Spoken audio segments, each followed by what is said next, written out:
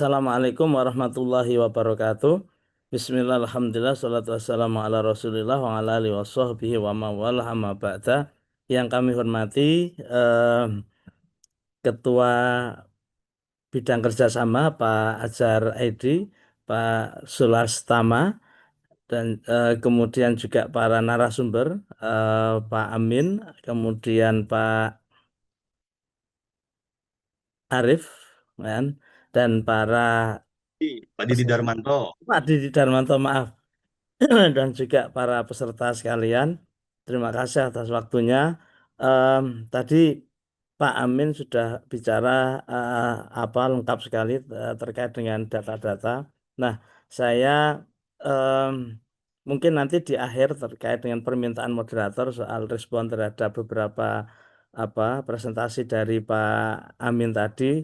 Saya juga ini membuat apa PPT, semoga nanti bermanfaat. Izin share sebelumnya. Oke. Nah, suara saya cukup bisa didengar ya. Oke. Eh, Judul saya sesuai dengan dengan apa topik yang diberikan kepada kami, yaitu kolaborasi strategis antara keagama dan pesantren untuk untuk negeri ini. Nah, nah, nah, tadi juga sudah disinggung oleh Pak Amin, tapi mungkin ini agak mengulang. Sebelum ada undang-undang pesantren itu ada regulasi, namun dianggap tidak cukup memadai untuk mewadahi artikulasi pesantren dalam pembangunan, yaitu nomor 2 tahun Undang-Undang nomor 20 tahun 2003 dan Peraturan Pemerintah nomor 55 tahun 2007. Nah, kemudian karena kurang memadai itu kemudian ada proses panjang yang kemudian melahirkan undang-undang pesantren. Nah, dalam undang-undang pesantren itu ada tiga fungsi pokok, yaitu fungsi pendidikan, dakwah, dan kemudian pemberdayaan. Nah, sejak saat itu eh, undang-undang itu menandai negara mengakui peran strategis dan dalam pembangunan dan tradisi akademik pesantren. Nah, eh, undang-undang itu merupakan pengakuan, afirmasi dan fasilitasi terhadap pesantren. Ini memberikan peran yang konkret dalam pembangunan agama, pendidikan dan masyarakat, kan? Dan juga nanti secara impact akan menguatkan kualitas pendidikan pesantren. Tapi di sisi lain juga ada ada pasal-pasal yang di situ menunjukkan kemampuan pesantren atau akomodasi terhadap upaya pesantren untuk menjaga kekhasannya, independensinya, dan juga tentu saja komitmen kebangsaan. Nah, kalau kita lihat di struktur undang-undang pesantren itu kira-kira strukturnya seperti ini. Jadi ada eh, s- apa 9 bab pokok dalam undang-undang pesantren, kemudian 52 pasal terkait dengan pendirian dan penyelenggara, fungsi pesantren, terkait dengan pendanaan dan kerjasama, serta ada penjaminan mutu yang dilakukan oleh Dewan dan Majelis Masyayikh pesantren. Nah, karena sudah menjadi undang-undang, maka kemudian pesantren juga untuk semuanya. Jadi akses terbuka bagi semua warga negara, ada kontrol mutu pendidikan, kemudian guru berkualitas dan metodologi pembelajaran yang demokratis, kemudian pendidikan karakter dan biaya yang relatif jauh lebih murah daripada pendidikan lainnya. Kemudian ada output outcome yang kalau disederhanakan itu menjadi menghasilkan santri eh, yang mandiri. Nah, em, apa tadi juga sudah disampaikan oleh Pak Amin, tapi saya mau menegaskan beberapa poin penting pesantren sebagai subjek yang cukup strategis bagi bangsa dan pembangunan. Pertama, saat ini paling tidak di tahun 2024 itu ada 29.000 pesantren, ada 5 juta santri dan ada 90 juta keluarga santri. Nah, kalau tadi bahwa apa em, kantong-kantong kemiskinan itu juga punya korelasi terhadap sebaran pesantren, maka mungkin bisa dikonfirmasi terhadap jumlah katakanlah masyarakat santri yang mencapai lebih dari 90 juta, kan? Nah, yang kedua adalah Indonesia sebagai kiblat Islam moderat moderat tingkat dunia. Kemudian pesantren itu menjadi akselerator, bisa menjadi akselerator ekonomi lokal, pendidikan berkualitas untuk semuanya. Nah, untuk yang akselerator ekonomi lokal itu mungkin menegaskan juga bahwa pentingnya pesantren sebagai subjek pembangunan, seperti yang disampaikan juga tadi oleh Pak Amin tadi. Nah, dalam apa di sisi lain juga ada konteks penjaminan mutu pendidikan pesantren. Jadi ada 4 poin yang saya catat dalam Undang-Undang Pesantren itu. Pertama, melindungi kemandirian dan kehasan pesantren. Kemudian meningkatkan kualitas sumber daya pesantren, dukungan dan sarana dan prasarana. Ada majelis dan dewan masai yang mengatur kurikulum dan mutu pendidikan pesantren. eh apa? Nah, fungsi fungsi dakwah pesantren selain pendidikan, yang kedua adalah fungsi dakwah dan pemberdayaan. Dan pesantren melaksanakan dakwah rahmatan lil alamin, menyiapkan SDM yang mandiri dan terampil, berperan aktif dalam pembangunan. Nah, dukungan pembiayaan yang selama ini ada di pesantren itu sumber utama sampai saat ini adalah masyarakat. Kemudian ada juga dukungan pemerintah, meskipun tadi disebutkan relatif kecil, yaitu melalui Pemda dan melalui APBN atau APBD. Kemudian bentuk dukungannya selama ini ada bantuan finansial, kemudian sarana, prasarana atau infrastruktural, kemudian ada pelatihan dan juga kebijakan yang terkait dengan penguatan pesantren. Nah, pertanyaannya adalah ketika undang-undang pesantren itu sudah disahkan, maka sebenarnya menjadi penting untuk memastikan peran pemerintah pasca regulasi pesantren itu, kan. Nah, peran pemerintah untuk mengoptimasi undang-undang pesantren tersebut, pertama adalah memastikan undang-undang pesantren ini dijalankan secara optimal, kemudian bagaimana melakukan harmonisasi atau sinkronisasi regulasi undang-undang pesantren dengan undang-undang yang lain, kemudian ada tim mestinya dari pemerintah untuk mengawal regulasi regulasi turunannya baik di level provinsi maupun daerah.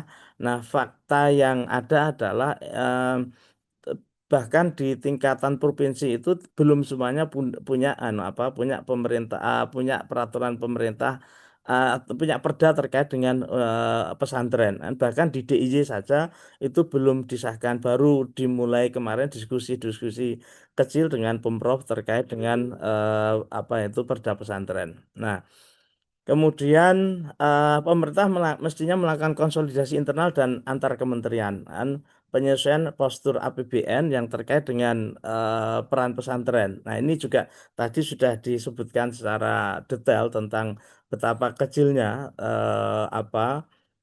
penganggaran yang terkait dengan pesantren dalam berbagai regulasi yang ada. Nah, tapi di sisi lain ada juga peran yang dibutuhkan dari pesantren sendiri. Jadi karena dengan ada undang-undang tersebut, maka pesantren itu punya kewajiban untuk melakukan optimalisasi terhadap 3 fungsi tersebut, kan.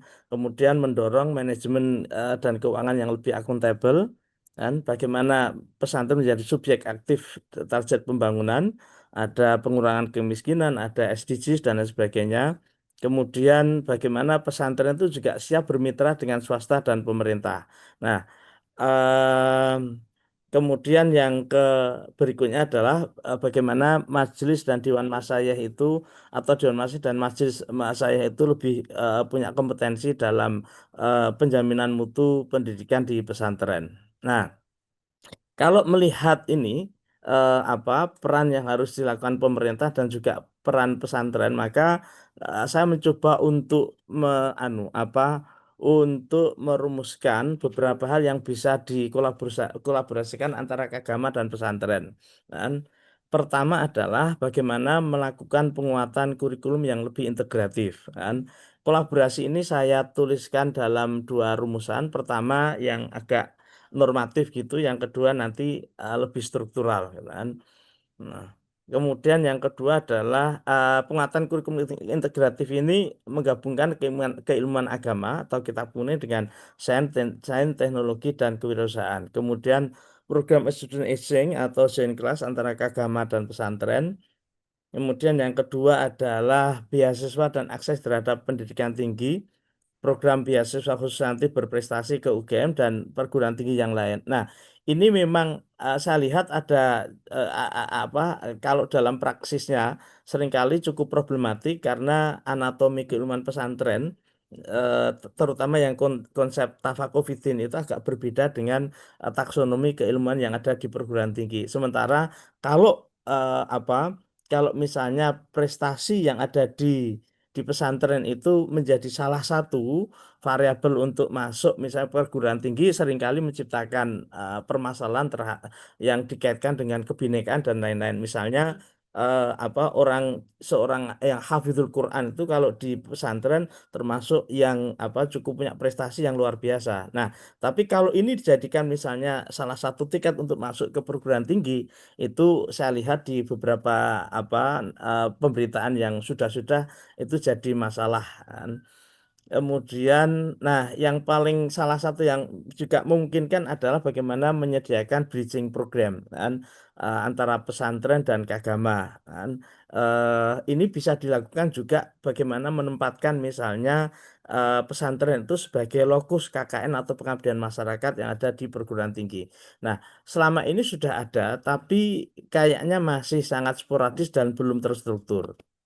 Dan kemudian di bidang pendidikan juga eh, mungkin karena sekarang ini transformasi digital menjadi sebuah keniscayaan, maka eh, Kagama itu juga bisa mendampingi pesantren dalam transformasi digital pesantren, di transformasi digital pesantren. Nah, dalam bidang dakwah kan, kolaborasi itu bisa dilakukan dengan cara eh, bagaimana menguatkan pesantren sebagai pusat Islam moderat. Nah, di sini Kagama bisa berkontribusi dalam riset. Jadi kebutuhan apa masyarakat terkait dakwah itu seperti apa, situasinya seperti apa. Nah, ini yang seringkali anu agak-agak kosong di pesantren, tapi sebenarnya bisa dikontribusikan oleh Kagama kan.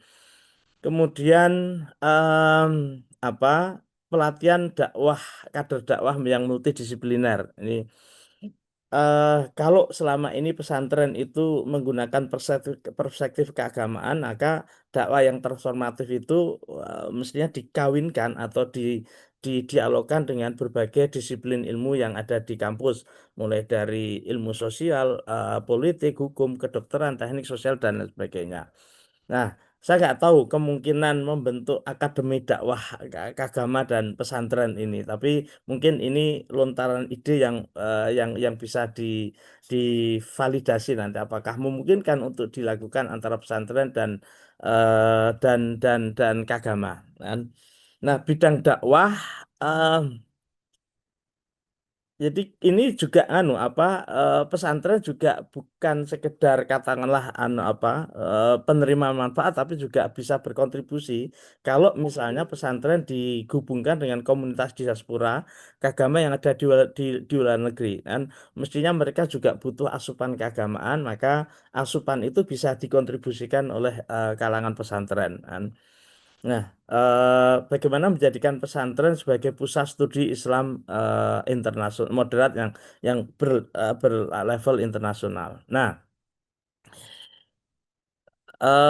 ini beberapa contoh yang bisa dilakukan apa antara Kagama dan pesantren eh, yang tadi juga nyambung dengan apa yang sudah dipaparkan oleh Pak Amin tadi, kan bidang pemberdayaan masyarakat itu bisa kesehatan dan layanan sosial, kan kemudian pemberdayaan ekonomi dan UMKM pesantren, kan soal inkubasi bisnis pesantren tadi. Kemudian itu mungkin bisa di scale up dan diakselerasi soal jumlah dan kualitas inkubasi bisnis pesantren, kemudian kalau pakai bahasa pemerintah hilirisasi produk pesantren, karena saat ini juga mulai banyak pesantren yang menginisiasi berbagai kegiatan pertanian, peternakan, dan kerajinan dan dengan jejaring pasar keagama paling tidak. Kemudian eh, di bidang pemberdayaan masyarakat ini sebenarnya sangat mungkin untuk dikolaborasikan antara pemberdayaan pesantren yang ada dalam Undang-Undang Pesantren dengan kegiatan pengabdian masyarakat yang ada di kampus. Dan juga mungkin juga di apa nanti Kagama bisa menjadi apa intermediary channel gitu kan untuk menyambungkan antara pesantren dan kampus. Nah, salah satu yang penting kan adalah soal tata kelola pesantren. Nah, ini anu apa saya yang misalnya dari pesantren itu juga menyadari beberapa kelemahan tata kelola, kelemahan teknokrasi yang ada di dunia pesantren. Nah, Kagama sangat memungkinkan untuk apa memperkuat tata kelola pesantren sehingga proper dan apa cocok dengan apa dengan akuntabilitas, transparansi dan pertanggungjawaban publik itu. Nah, yang kedua yang sebenarnya ingin kami tekankan adalah soal apa kolaborasi yang lebih struktural gitu. Jadi kita itu sekarang menghadapi masalah persoalan marginalisasi ekonomi, akses pendidikan tinggi yang sangat terbatas, kemudian keterbatasan infrastruktural teknologi serta gap dengan dengan kebijakan negara. Nah, pesantren telah hadir itu sejak apa abad ke-14 menjadi pusat transmisi ilmu, dakwah dan pemberdayaan kan. Kemudian juga pesantren berfungsi sebagai agent of change sejak perlawanan kolonial hingga berbagai momen penting kebangsaan kita seperti konsensus-konsensus kebangsaan, ada Sumpah Pemuda, proklamasi dan juga apa itu Pancasila kan. Nah, eh, dalam kerangka itu kemudian negara melalui Undang-Undang Pesantren tahun 2019 menjadikan pesantren sebagai salah satu pilar pendidikan nasional. Nah, persoalannya adalah pesantren seringkali saat ini menjadi subaltern, jadi masih tersubordinasi dibanding dengan sistem pendidikan formal negara lainnya. Nah, Kagama itu punya juga latar belakang historis yang sangat kuat kan, yang sebagai bagian dari kaum terdidik pasca kemerdekaan yang juga berperan dalam pembangunan bangsa. Nah, karena itu Kagama bisa menghimpun modal sosial, modal kultural, modal politik untuk menjadi basis bagaimana menjadi Kagama menjadi intermediary actor antara negara, pasar, dan masyarakat sipil. Nah, bagaimana keagama itu menyambungkan antara pesantren, pasar dan negara. Kan? Kemudian ya ini apa menghubungkan pesantren sebagai salah satu institusi di level grassroots dengan sistem yang ada di nasional dan global. Jadi mungkin keagama bisa bagaimana membangunkan akses nasional dan global tapi juga pada saat yang bersamaan memitigasi berbagai dampak negatif dari berbagai arus di nasional dan global tersebut.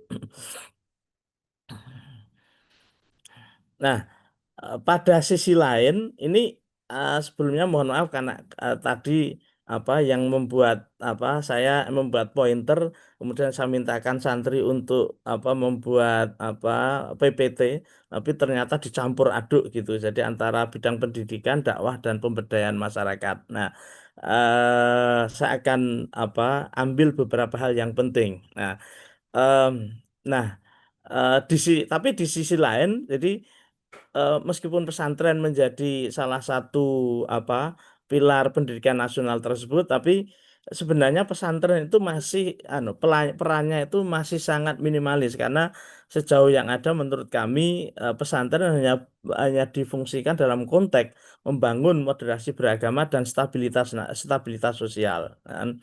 Nah, Padahal pesantren itu sebagai bagian dari masyarakat sipil yang sangat penting dalam taksonomi itu civil society, political society, dan economic society tersebut.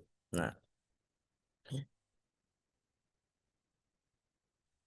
nah, Kagama mestinya bisa memecahkan gap struktural ini. Jadi kesenjangan akses terhadap ilmu pengetahuan dan teknologi, kesenjangan ekonomi dan daya survive pesantren, dan kesenjangan integrasi pesantren dalam sistem pelayanan publik. Artinya eh, kalau mau dikatakan secara jujur, infrastruktur riset di pesantren itu eh, sangat-sangat minimalis, bahkan boleh dikatakan tidak ada. Nah, ini saya kira akses ilmu pengetahuan yang perlu dijembatani oleh Kagama kan.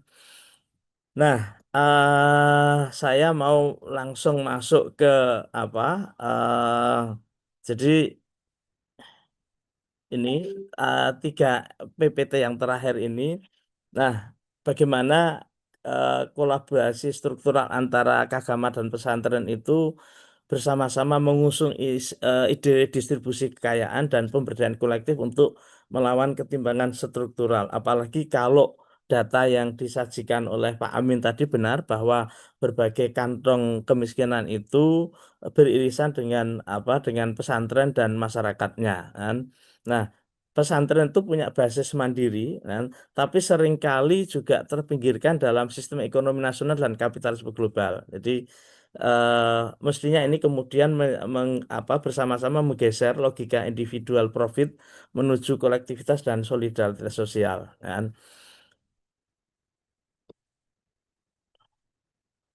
Ya, bagaimana melihat Kagama itu melihat pesantren sebagai kekuatan sosial yang sejak dulu berperan dalam pendidikan dakwah dan kebangsaan. Ini bukan sekedar moderasi beragama atau stabilitas sosial politik kan. Nah, eh, memperkuat fungsi pesantren sebagai ruang partisipasi sosial politik yang inklusif yang nantinya akan melahirkan intelektual organik kan. Nah, pesantren punya basis nilai untuk menjadi basis untuk melakukan kritik sosial, tapi memang perlu dikolaborasikan dengan tool of social analysis yang apa, yang kira-kira juga bahasa itu bisa dipahami oleh masyarakat non pesantren, kan? Nah, sebagai kesimpulan, kan, kolaborasi strategis agama dan pesantren ini mestinya bukan sekedar program bantuan, kan, tapi juga rekonstruksi sosial posisi pesantren dalam struktur sosial politik ekonomi di Indonesia.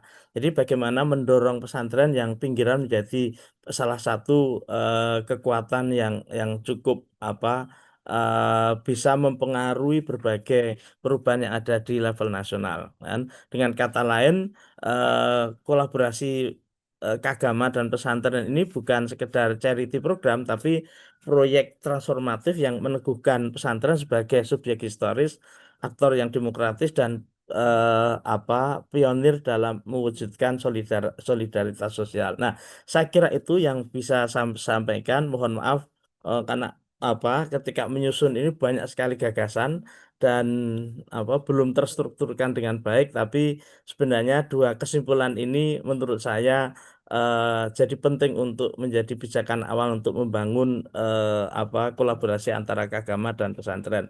Terima kasih. Assalamualaikum warahmatullahi wabarakatuh.